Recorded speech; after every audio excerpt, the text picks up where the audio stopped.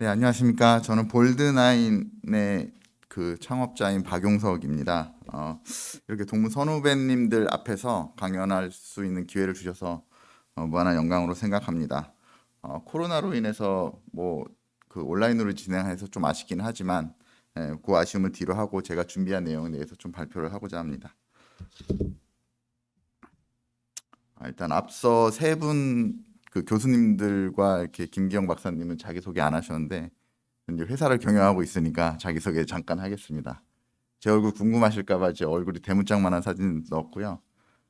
저는 처음에 이마트에 2006년에 입사해서 10년 근무를 하고 티켓몬스터 SCM 팀장으로 한 4년 근무하고 그리고 SPC 잠깐 다니고서 그 볼드나인이라는 회사를 창업을 했습니다. 그리고 SSG닷컴에 있을 때 제가 물류에 대해서 좀 관심이 많아졌어요. 그래서 처음에는 이제 점포에 있다가 본사 처음 근무할 때 이마트 몰로 발령을 받았는데 그때 온라인 물류에 대한 그 온라인 물류 처음 접하게 됐고 물류에 대해서는 되게 혁신할 것이 많고 할 일이 많다라고 느꼈는데 부족한 게 너무 많더라고요, 제가. 그래서 당연히 우리 학교에 입학을 하게 됐고 거기서 저는 아직 박사가 아닌 석사로 머물러 있는 상태입니다. 제가 경영하고 있는 회사에 대해서 잠깐 뭐 소개를 한 1분 정도 드리면요. 2018년 11월에 창업을 했고, 뭐 그 당시에는 뭐 저희가 뭐 물류 시스템, WMS라든지 뭐 이런 시스템도 아무것도 없이 외부의 시스템을 도입을 해서 사용을 했고요.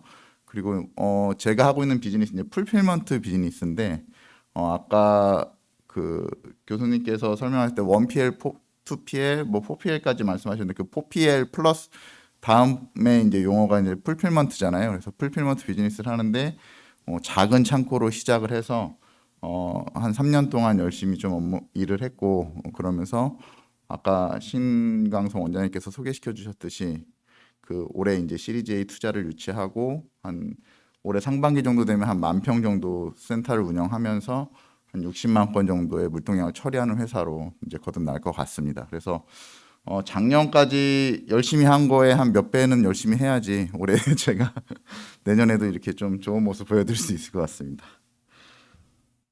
음, 그 저는 그 주제 물류 생태계 구축 방안에 대한 이제 주제를 듣고서 그 제가 하고 있는 비즈니스에서 어떻게 이 화제를 잡고 이 문제에 대해서 이제 해결 방안을 찾을지에 대해서 좀 고민을 했고요. 그래서 사실 좀 약간 마이크로한 내용이에요. 저는 그래서 제가 하고 있는 이제 이커머스에 대한 부분. 그러니까 이커머스가 지금까지 어떻게 발전해 왔고 이커머스에서 이제 물류는 그러면은 어떤 입장이었는지 그거에 대해서 제가 조금 고민을 해봤고요. 그래서 보면은 모든 산업은 저는 이제 전방과 후방이 있다라고 생각을 합니다. 그래서 전방에 있는 비즈니스가 있고 후방에 있는 비즈니스가 있다고 생각을 하고요.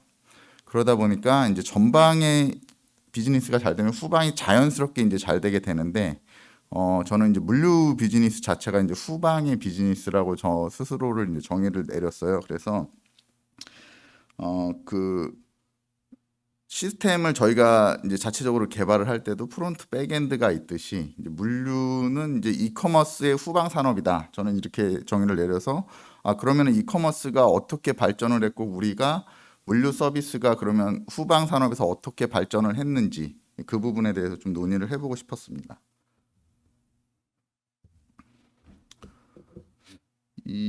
그래서 이제 이커머스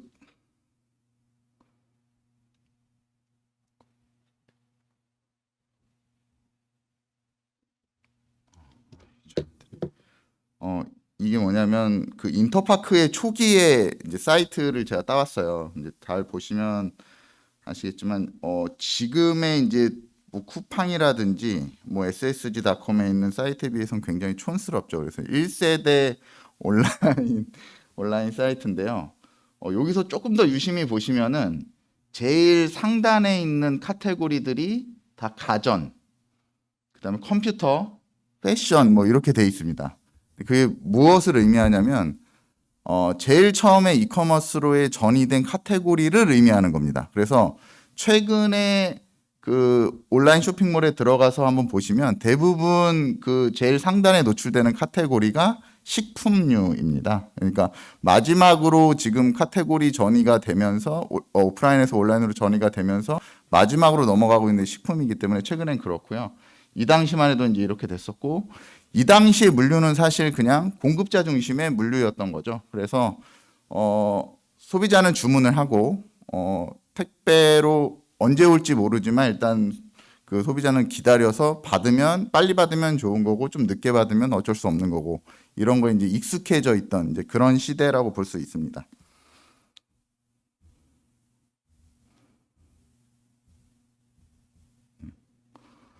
그러면서 2010년이 되면서 이제 소셜 3사, 잘 아시는 쿠팡, 위메프, 티모니, 티켓, 그 식당의 쿠폰을 중심으로 한 딜 서비스를 시작을 했고요.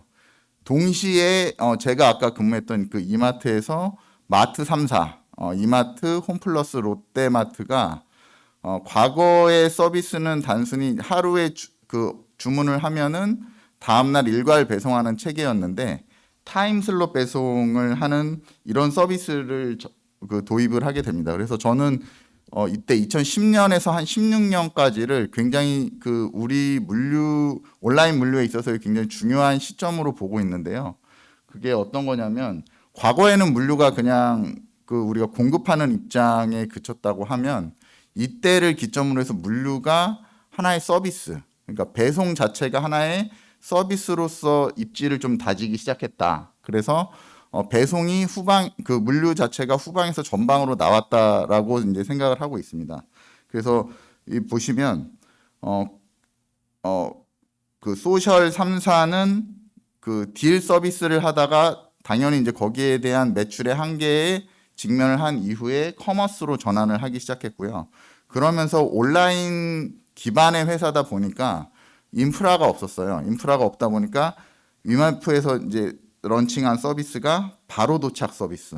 이 서비스 그 도입하고 바로 접어갖고 잘 모르실 텐데, 상품을 차에 싣고 다니다가 주문이 들어오면 바로 갖다 주는 겁니다. 그래서 만약에 이제 주문에 대한 고도화, 그다음에 주문 예측에 대한 고도화가 잘 돼 있다라고 한다면 굉장히 센세이션한 서비스였을 텐데, 뭐 당연히 그런 거 없었을 거고, 그래서 시작한 지 얼마 안 돼서 접었고요. 그 다음에 티모는 이제 그 당시에 마트 3사가 했던 서비스와 유사한 슈퍼마트라는 그 배송 서비스를 런칭을 합니다. 그래서 타임슬랍 배송을 하게 되는 타임슬랍 배송 플러스 일 전일 배송, 뭐 이런 배송 서비스를 런칭을 했었고요.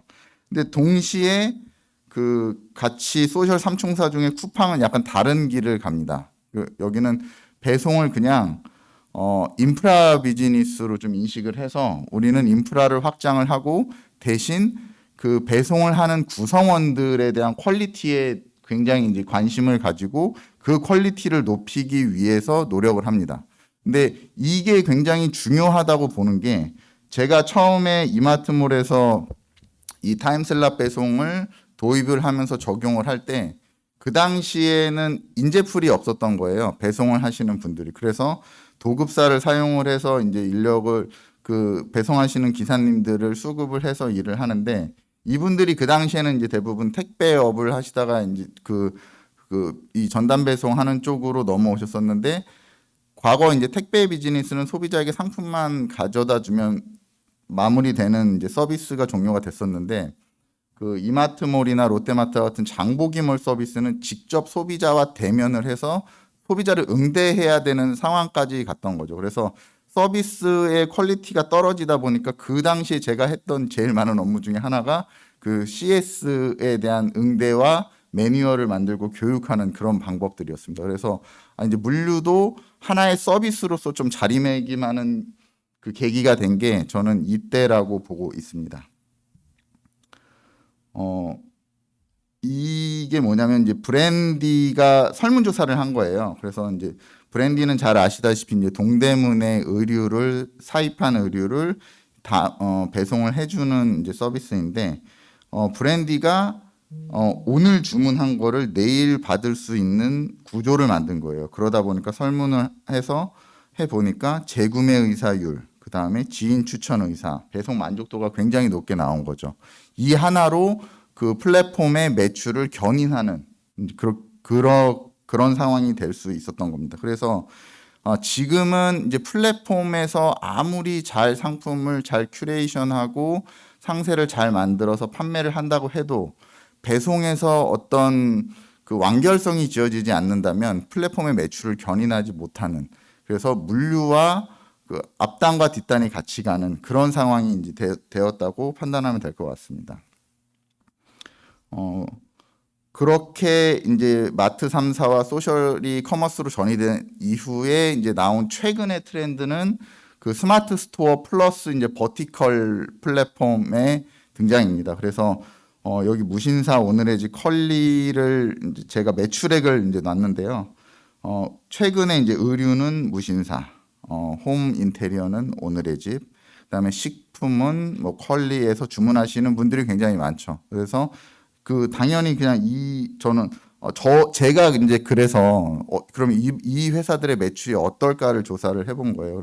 그러다 보니까 굉장히 최근 3년 사이에 드라마틱한 성장을 했다. 그래서 버티컬 플랫폼이 종합몰을 위협하는 수준까지 갔구나.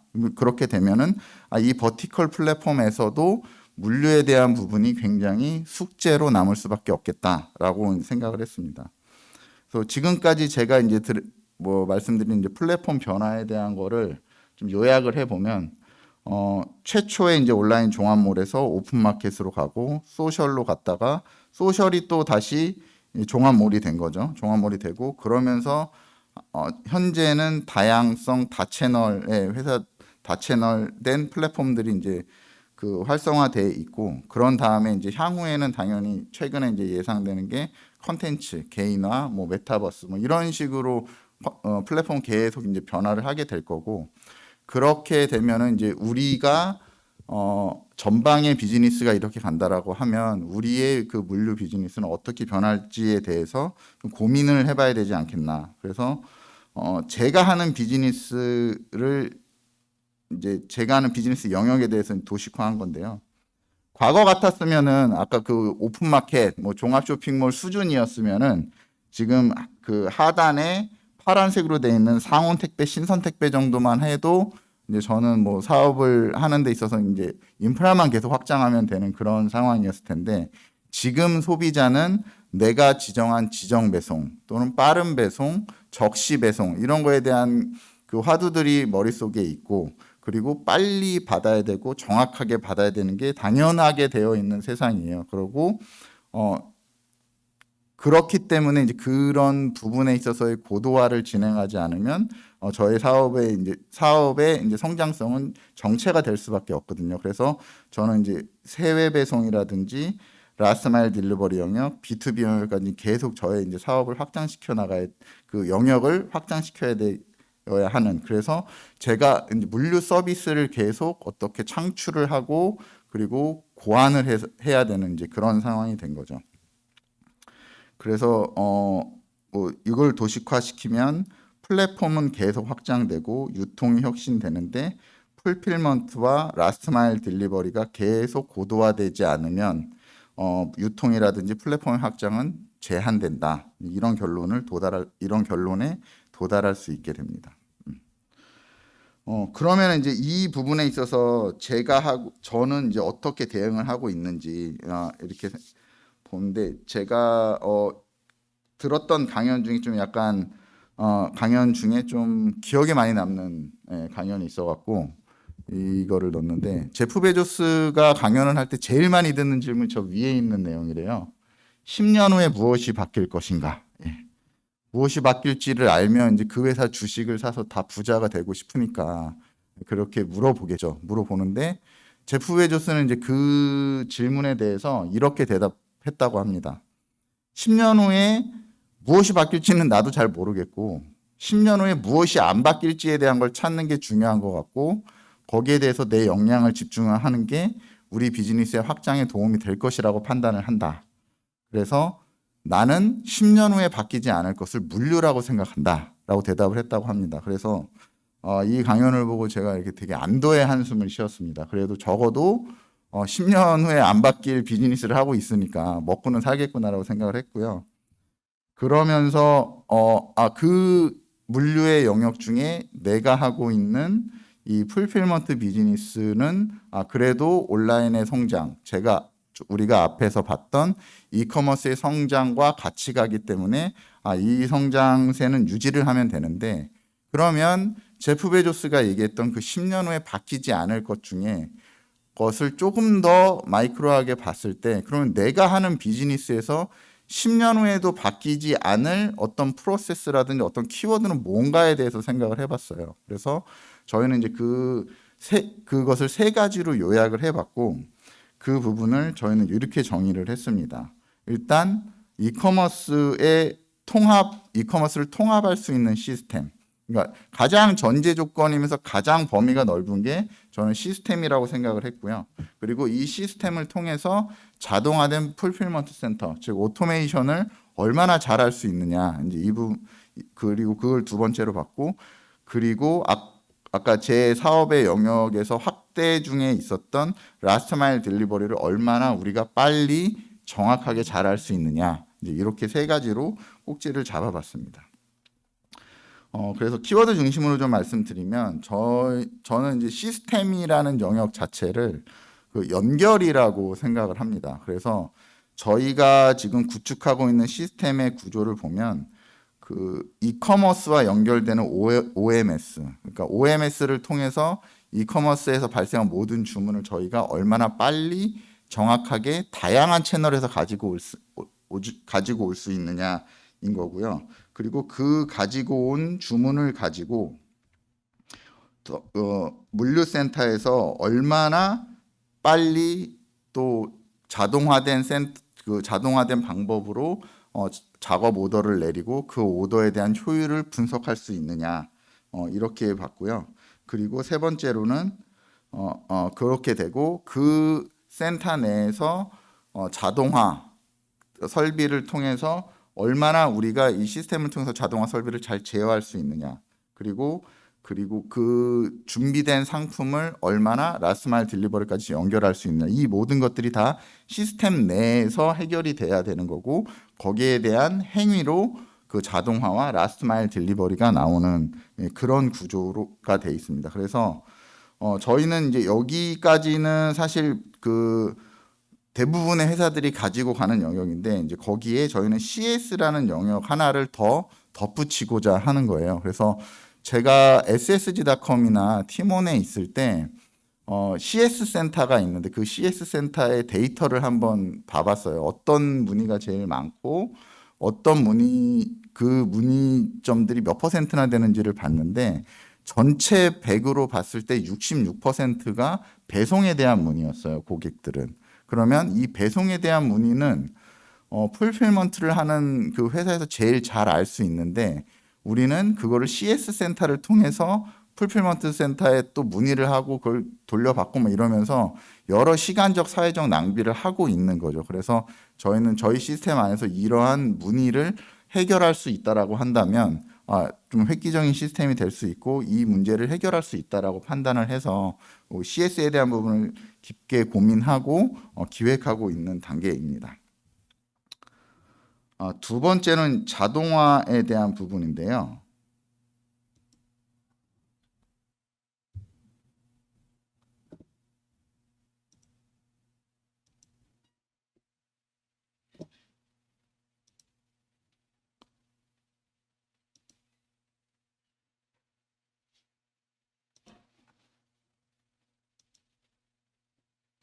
이게 안 열리네요. 제가 준비한 영상이 제가 PDF에서도 되게 사실 보내긴 했는데 제가 확인을 못했습니다. 예.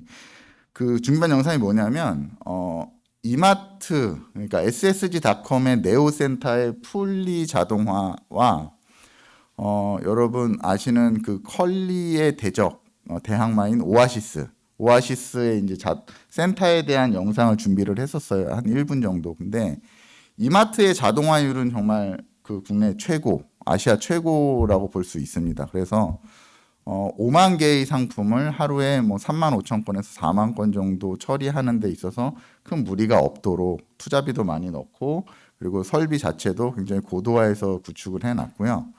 오아시스 같은 경우에는 자동화의 율은 굉장히 낮습니다. 자동화의 율은 굉장히 낮은데 대신 모든 업무를 모바일로 할 수 있게 그 모바일을 통해서 이제 계속 그 업무를 체킹하고 업무가 진행될 수 있게 그렇게 구축을 해놨어요. 그래서 저는 이제 그 1번 사례와 2번 사례를 보여드리면서 어떤 게 옳으냐에 대한 그 고민을 계속 하고 있어요. 저희 회사 입장에서는. 왜냐하면 저희도 그 지금 사회적인 분위기라든지 뭐 사람에 대한 부분이라든지 이런 부분 때문에 자동화로 가긴 해야 되는데 그럼 어느 수준까지 자동화를 하는 것이 맞느냐에 대한 고민을 하고 있거든요. 근데 제 대답은 둘 다 맞다예요. 둘 다 맞는데 그러면 어떤 카테고리 또 어떤 상황 또 어떤 상품에 따라서 자동화에 대한 율에 대한 문제인 거지 이것은 뭐 자동화를 하냐 안 하느냐의 문제는 아니다. 이제는 자동화는 무조건 하는 건데 이거를 얼마나 고도화시킬 것이냐만 갖고 고민을 하는 게 맞는 것 같고요. 그 얼마 전에 황현철 박사가 이제 세미나에서 그런 얘기 하더라고요. 그 자동화에 대한 부분은 너무나 반복적으로 되는 일에 대해서는 풀리로 가고 그다음에 변수가 약간 있는 거에 대해서는 세미오토로 하고 너무 변수가 많아서 예측이 안 되는 부분은 매뉴얼로 가는 것이 맞다. 근데 황현철 박사가 이제 설비를 이제 구축하는 회사에서 일을 하고 있음에도 그렇게 정확하게 정의를 내리더라고요. 그래서 저도 그 부분은 이제 제가 하고 있는 이제 회사에 한번 생각을 해봤어요. 그래서 저희도 뭐 이마트몰이나 뭐 어떤 뭐 다른 회사들처럼 자동화가 막 구축돼 있는 건 아니지만 가만히 생각해 보면 이제 그 풀필먼트 비즈니스를 하다 보면 가장 반복적으로 하는 일들이 있어요. 그래서 상품을 박스에 넣어서 테이핑을 해서 출고시키는 작업은 항상 반복적으로 일어나는 일이거든요. 그래서 그게 그 부분부터 자동화를 해야 된다라는 거를 과거부터 이제 본능적으로 알았던 거죠. 그래서 그렇게 해서 이제 그런 테이핑 단계는 자동화를 하고 그리고 그 다음 단계가 테이핑을 한 다음에 송장을 부착을 하는 거예요. 근데 송장을 하는 것도 너무 반복적으로 일어나는 일이니까 테이핑에서 오토라벨러까지는 100% 자동화가 맞겠구나. 그리고 그 전 단계에서 뭐 상품을 피킹하고 패킹하는 단계는 변수에 따라서 뭐 DPS를 넣든 다스를 넣든 해서 우리가 조율을 해서 하면 되겠구나라는 결론을 내린 거죠. 그래서 그런 식으로 이제 순차적으로 자동화를 하는 게 맞다라고 생각을 하고요. 세 번째로 말씀드렸던 라스트 마일 딜리버리는 사실 이제는 안 가면 안 되는 서비스가 돼버렸습니다. 예, 그래서 그 어떤 뭐 쿠리어에 대한 이슈를 좀 해결을 해야 되는 부분들이 생겼고 그리고 고객의 눈높이를 당연히 맞춰주기 위해서 라스트 마일 딜리버리를 해야 되는데 저희는 라스트 마일 딜리버리를 배송뿐만 아니라 반품에 좀 특화된 그 라스트 마일 딜리버리가 돼야 된다라고 생각을 해요. 그러니까 온라인 그 커머스에서 비즈니스를 하시는 분들은 상품을 판매를 하는 것까지는 좋은데 했다가 반품이 잘 되냐 안 되냐에 따라서 재구매율이 달라질 수 있거든요. 근데 현재의 택배 구조에서는 반품이 빠르면 3일에서 4일 걸리고 주말이 껴버리면 거의 일주일까지 걸리는 상황이 생겨요. 그래서 이 라스트 마일 딜리버리를 활용해서 반품을 빨리 하게 할 수 있는 구조를 만든다고 하면 커머스의 성장에도 도움이 될 수 있겠다라고 이제 생각을 했습니다. 그래서 저희는 이러한 방향성을 가지고 지금 저희가 계속 이제 회사를 성장시키고 그렇게 가려고 하고요.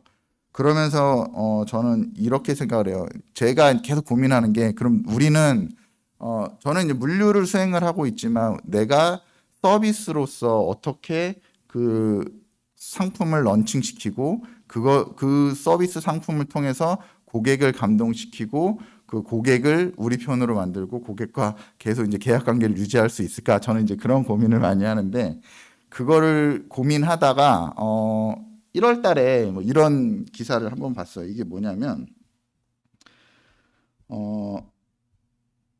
여기는 이 사진은 대구 광명학교라는 곳의 졸업 앨범이에요. 근데 광명학교는 뭐냐면 그 시각장애인들이 다니는 학교입니다. 근데 이 앨범을 보시면 3D 프린터로 앨범을 만든 거예요. 그 각각 개인의 얼굴들을. 근데 이거를 기획한 선생님께서 졸업 앨범은 그 개인 학생 개인에게 굉장히 중요한 선물인데 정작 그 개인은 볼 수 없는 그런 걸 지금까지 주고 있었던 거예요, 우리가.